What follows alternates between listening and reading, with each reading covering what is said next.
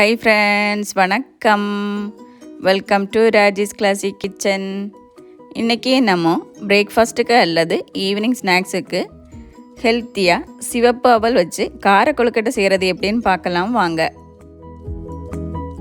2 cup சிவப்பு அவல் எடுத்திருக்கேன். இதை தண்ணி ஊற்றி கழுவி எடுத்துக்கலாம். இது கட்டி அவல்.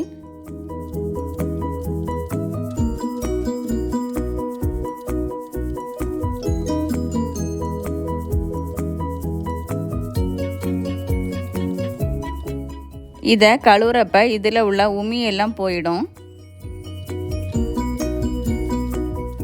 அவலை கழுவியாச்சு. இப்போ இதில் 2 கப்பு தண்ணி ஊற்றிக்கலாம்.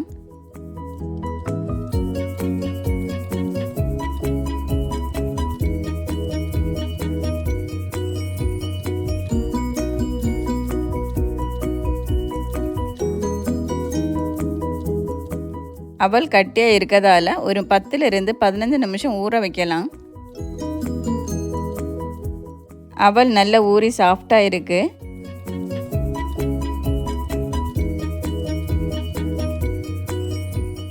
இதில் இருக்கிற தண்ணியை நல்லா வடிகட்டி எடுத்துக்கலாம். தண்ணியை வடிகட்டி நல்லா பிழிஞ்சு எடுத்தாச்சு. இப்போ இதை ஒரு பவுலில் மாற்றிக்கலாம்.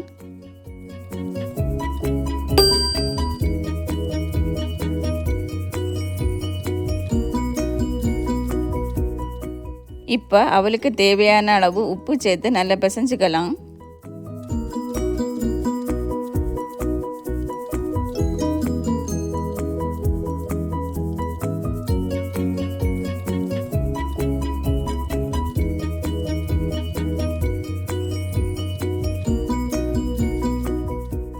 இப்போ இதில் கடுகு தாளித்து சேர்த்துக்கலாம். அதுக்கு ஒரு பேனில் 2 டீஸ்பூன் எண்ணெய் ஊற்றிக்கலாம்.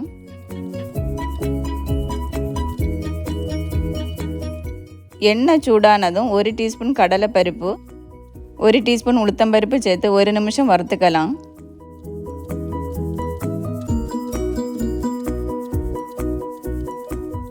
இப்போ இதில் 1/2 டீஸ்பூன் கடுகு, 1 டீஸ்பூன் பொடியாக கட் பண்ண இஞ்சி, 2 பச்சை மிளகாய் பொடியாக கட் பண்ணது, 2 டீஸ்பூன் பொடியாக கட் பண்ண கருவேப்பிலை சேர்த்து வறுத்துக்கலாம்.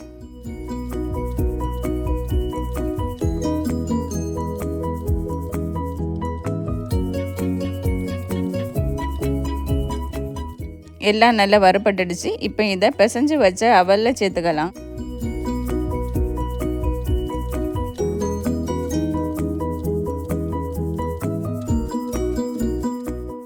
ஒரு கப்பு துருவின தேங்காய் சேர்த்து நல்லா மிக்ஸ் பண்ணிக்கலாம்.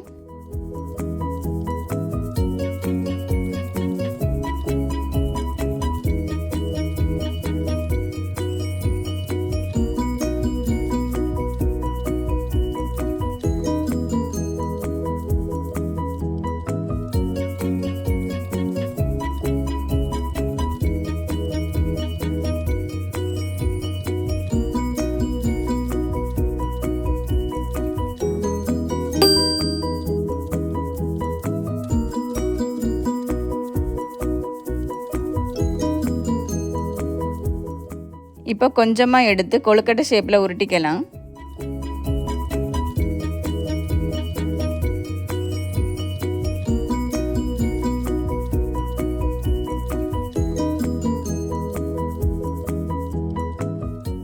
இதுபோல் எல்லாத்தையும் உருட்டிக்கலாம்.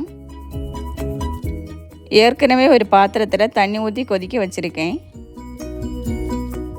இப்போ உருட்டி வச்ச கொழுக்கட்டையை இதில் வச்சு மூடி ஒரு 8 நிமிஷம் வேக வச்சு எடுத்துக்கலாம்.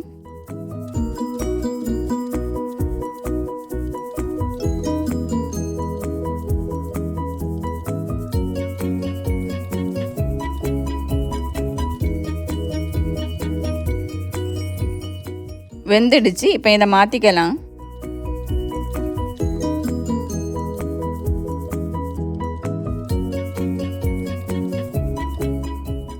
இதோ நம்மளோட டேஸ்டியான சிவப்பு அவல் கொழுக்கட்டை ரெடி. கொழுக்கட்டை சூப்பராக சாஃப்டாக வந்திருக்கு. இதை அப்படியே சாப்பிடலாம் அல்லது சட்னி கூட சாப்பிடவும் நல்ல டேஸ்ட்டாக இருக்கும். தேங்க்ஸ் ஃபார் வாட்சிங். இந்த ரெசிபி உங்களுக்கும் பிடிக்கும்னு நினைக்கிறேன். இதை நீங்களும் உங்கள் வீட்டில் செய்து பார்த்துட்டு கமெண்ட் பண்ணுங்கள், லைக் பண்ணுங்கள், ஷேர் பண்ணுங்கள். இது வரைக்கும் நம்ம சேனலுக்கு சப்ஸ்கிரைப் பண்ணாதவங்க சப்ஸ்கிரைப் பண்ணுங்கள். நன்றி.